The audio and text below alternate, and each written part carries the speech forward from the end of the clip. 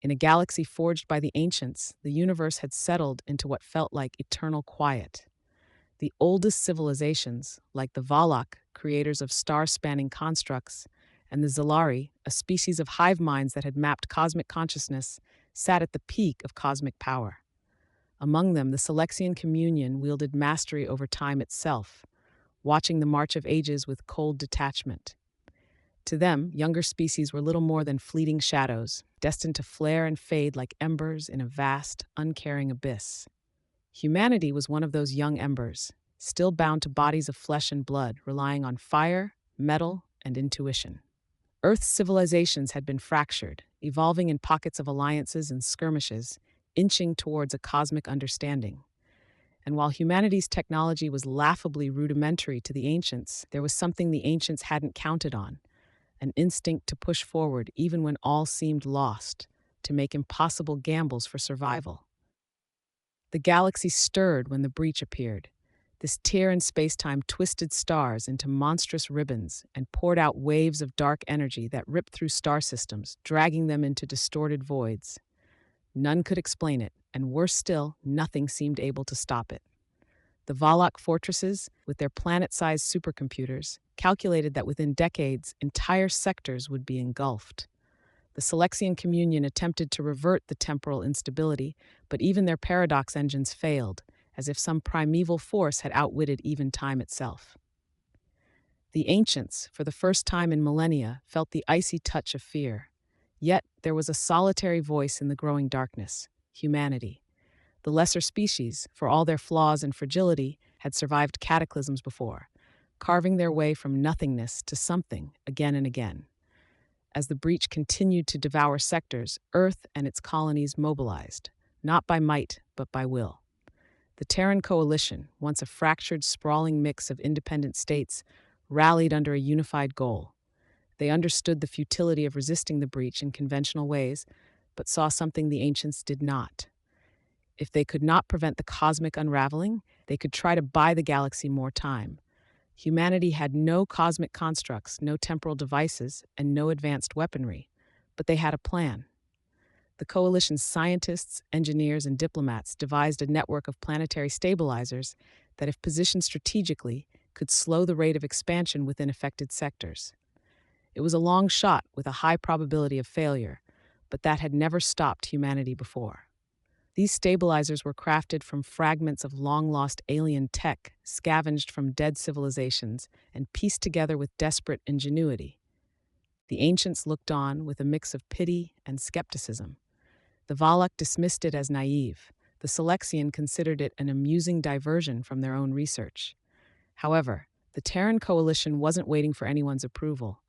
Fleets of human ships, no two alike, patched together with parts from a dozen colonies, descended on the edges of the breach.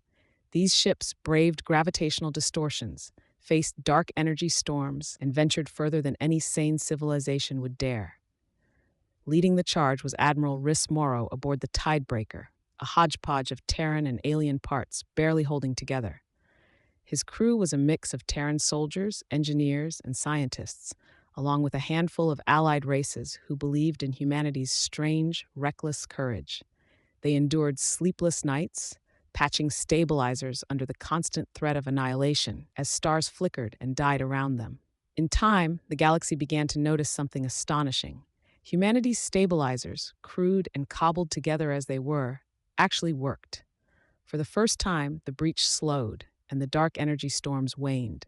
Where the ancients had observed only with cold detachment, humanity had acted. The stabilization network began to hold back the tide, granting the galaxy precious time to prepare. Even the mighty Selexian Communion, which had mocked humanity's efforts, took notice. But the galaxy wasn't safe yet. To keep the stabilizers functioning, the Terran coalition had to keep sending ships, people, and resources to maintain them, losing lives in the process. Even with allies, the coalition was stretched thin. Admiral Morrow knew their lifeline wouldn't hold forever. In a final gamble, he broadcast a message across the galaxy, a plea to every race that had once watched humanity from afar, indifferent or even dismissive.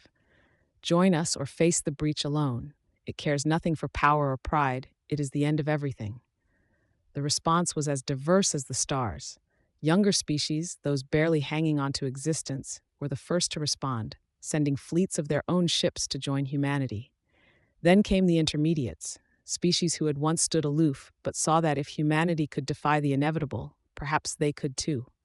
The ancients, grudgingly, began to assist as well, sharing fragments of knowledge, sending ships to reinforce humanity's stabilizers, and even risking their own structures to delay the breach.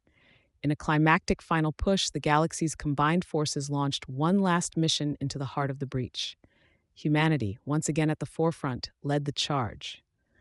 The fleet's mission was simple yet impossible: to plant a final stabilizer at the very center of the breach.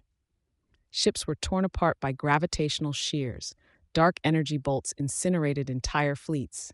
The Tidebreaker, with Admiral Morrow at its helm, pushed through, its hull barely intact, as the crew manually deployed the stabilizer within the breach's core.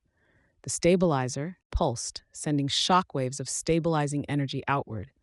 Against all odds, the breach's expansion halted, and its dark energy storm subsided. As the remnants of the fleet drifted back, battered and broken, the galaxy took a collective breath. The breach had not been defeated, but it had been contained, and in the ashes of that victory, something unexpected blossomed: respect. The ancients, who had once dismissed humanity as fragile and insignificant, looked upon this species with newfound awe. Humanity had defied the end, not with overwhelming power, but with courage, sacrifice, and an unyielding drive to hold the line. In time, the Terran coalition became a central voice in a new galactic alliance, one that respected not only power, but the will to endure against insurmountable odds. The ancients, once complacent, had been reminded of what it meant to struggle, to face annihilation and rise in defiance. And humanity, the ember that should have faded, had proven that even in the deepest abyss there was hope, a spark that could ignite an entire galaxy. In the end, humanity had reshaped the galaxy, not through conquest or dominion, but through the simple refusal to give up.